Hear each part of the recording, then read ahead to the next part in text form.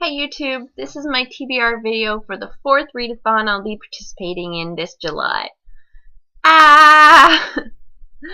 This is the underhyped read-a-thon, and these books that I've chosen all have less than 5,000 ratings on Goodreads, which deems them underhyped. Also, all these books have a setting that's in Atlantic Canada, which is where I live, and they've been on my shelf for a while, so I figured why not pick them up. So the first book that I'm hoping to pick up, or in no particular order, Lost on Briar Island by Joanne Yard. And this is the synopsis for this book. 14-year-old Alex's life is in ruins. Her family ripped apart by unspeakable tragedy.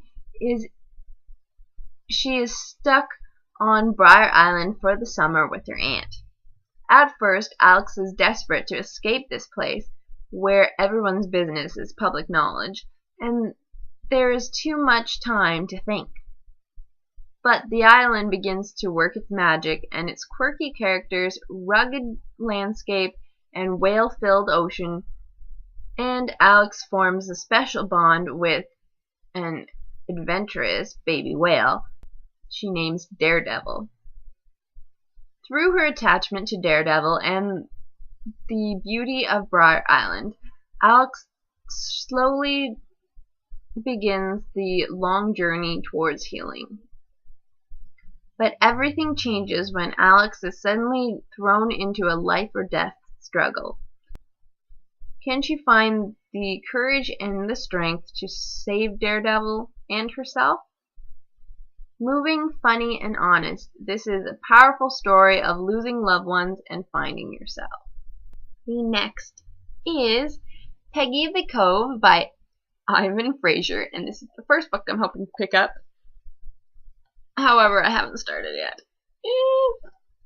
Peggy of the Cove is a legend brought to reality of a young girl who was the only survivor of a shipwreck at Halibut Rock, Nova Scotia, in the mid-1800s.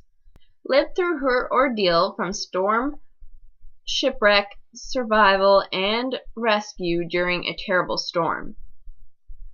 Discover how Peggy's Cove was named, and share her heartaches, fears, and joys to her new family and community.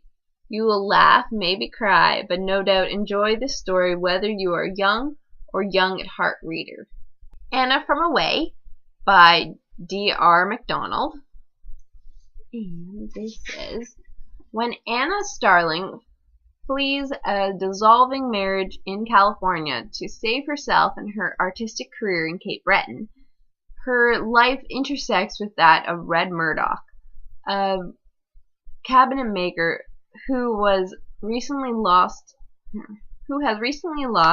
the greatest love of his life, Rosier. Surrounded by old ghosts and echoes of those who once lived in this isolated, depleted community, Anna and Murdoch discover that the present is inextricably linked with the past, that both can lead to moral dilemmas. How grave is sexual betrayal? Who is behind the bale of marijuana that washes up on Anna's shore? And what should she, an outsider, and Murdoch, rooted in this place and attracted to her, do about it? Can these two people ever overcome the pain of the past? Part erotic love story, part quest for home and heart, Anna from Away is a superbly crafted tale of love after love, a tale rich in atmosphere and suspense and infused with lyrical descriptions of land and sea, written with an ear for the cadence of Cape Breton and profound understanding of the many emotional shadings that exist between the sexes.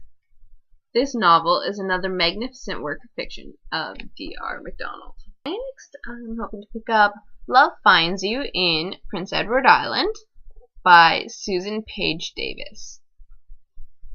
In the summer of 1860, Prince Edward Island is astir as its citizens eagerly anticipate their first visit from a member of the British royal family.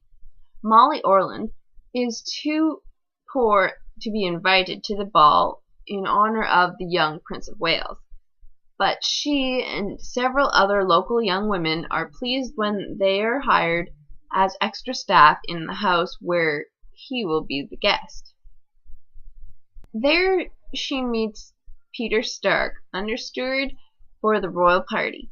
Peter is attracted to the beauty of the island and to Molly, whom he's determined to shield from the antics of the playboy prince.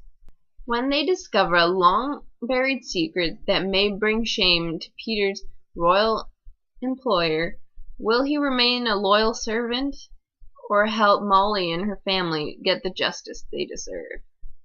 And if I happen to get through those 4 books, then I may also pick up Bittersweet by Laura Best.